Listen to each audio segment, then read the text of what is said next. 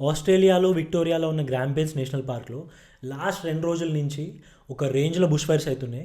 Over నైట్లో 40,000 హెక్టార్లు తగలబడిపోయింది. ఎగ్జాక్ట్గా ఇదే టైం పీరియడ్కి 2019-20లో ఇంతకంటే ఎక్కువ 10 టైమ్స్ ఎక్కువ బుష్ ఫైర్స్ అవ్వడం వల్ల కొన్ని మిలియన్స్ ఆఫ్ హెక్టార్స్ తగలబడిపోయినాయి. అసలు బుష్ ఫైర్స్ ఎందుకైతే అంటే చాలా వరకు లైట్నింగ్ స్ట్రైక్ వల్లనే స్టార్ట్ అవుతాయి. వెదర్ చేంజ్ వల్ల, హీట్ వల్ల ఫాస్ట్గా స్ప్రెడ్ అయిపోతుంది. చుట్టుపక్కల ఉండే ఇల్లులు అన్నీ తగలబడిపోతున్నాయి. జనాలను ఆల్రెడీ వెకేట్ చేయమని చెప్పారు. క్రిస్మస్ పీరియడ్లో వీళ్ళు సంవత్సరం మొత్తం వెయిట్ చేసి పాపం ఫ్యామిలీ గ్యాదరింగ్స్ అవి ప్లాన్ చేసుకుంటారు. కానీ ఇట్లాంటి బుష్ ఫైర్స్ వల్ల ఎంతోమంది ఫ్యామిలీస్కి దూరంగా ఉండాల్సి వస్తుంది. పండగ సెలబ్రేట్ చేసుకోకుండా ఉంటున్నారు. యానిమల్స్ అయితే అసలు ఇంకా ఘోరం ఉంది పరిస్థితి. కోలాస్, క్యాంగరూస్ ఇల్లులు కోల్పోతాయి, హర్ట్ అయి చనిపోతాయి. కొంతమంది లక్కీగా కొన్ని యానిమల్స్ని కాపాడతారు, కానీ చాలా వరకు డ్యామేజ్ అయిపోతాయి, ప్లాన్స్ డ్యామేజ్ అయిపోతాయి. Hundreds of fire fighters choppers వాడి, వాటర్ బాంబింగ్ చేసి, ట్రక్స్ వాడి ఎంతో మందిని ప్రొటెక్ట్ చేస్తున్నారు. మీరు కూడా ఏదో ఒక సోషల్ మీడియా పేజ్లో దీన్ని చూసే ఉంటారు. ఈ వీడియో అందుకోసమే చేస్తున్నా. మనం స్టూడెంట్ అయినా, జాబ్ చేస్తున్నా, ఇమిగ్రెంట్స్ అయినా సరే ఎంతో కొంత రెస్పాన్సిబిలిటీ మనం కూడా తీసుకోవచ్చు. వరల్డ్ వైల్డ్ లైఫ్ ఫెడరేషన్ అనే ఆర్గనైజేషన్ ఉంది, అట్లా చాలా ఉన్నాయి.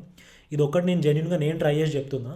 మీరు నెలకి $20 సబ్స్క్రిప్షన్ తీసుకుంటే మీరు ఇచ్చే $20తోటి వాళ్ళు ఎంతో మంది జనాలకి, ఫైర్ ఫైటర్స్కి, యానిమల్స్కి వాటిని మానిటర్ చేస్తూ, ప్రొటెక్ట్ చేస్తూ, జోన్స్ని డిటెక్ట్ చేస్తూ ఎంతో కాంట్రిబ్యూట్ చేస్తున్నారు గవర్నమెంట్తో టైఅప్ అయ్యి. ఒకసారి తెలుసుకొని ఎట్లా హెల్ప్ చేయగలుగుతాం ఆలోచించండి.